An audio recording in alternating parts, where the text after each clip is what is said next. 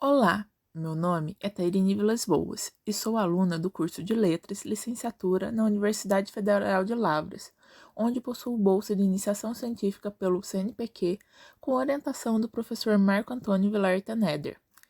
Venho para vocês apresentar o meu trabalho submetido ao 35º CIUFLA, intitulado com o nome de Ato Responsável e Imperativo Categórico, um cotejo entre dois filósofos. O trabalho tem como objetivo analisar e discutir os conceitos de ato responsável em Mikhail Bakhtin,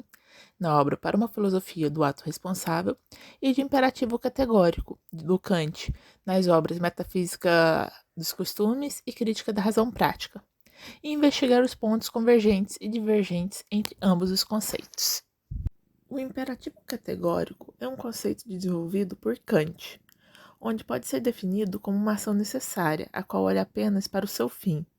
que é a expressão de um dever absoluto e incondicionado, sendo que Kant não assume uma relação espontânea com o dever, mas uma obrigatoriedade, em que ele realiza o dever pelo dever. Desse modo, o imperativo é então uma regra prática objetiva, em que a vontade é determinada pela razão e diz respeito aos seres livres, os quais devem agir de forma universal e objetiva, enquanto são individuais e subjetivos.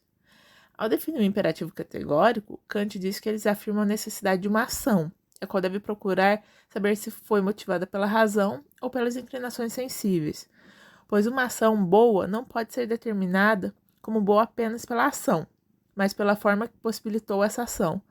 sendo que ela deve ser motivada apenas pelo bem, nunca pelo mal. O conceito de ato responsável, por sua vez, será tratado por Mikhail Bakhtin,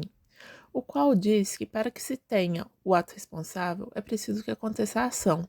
e que o sujeito que realiza seja responsável por aquilo que faz, independente de ser dado como ideal e justo ou não.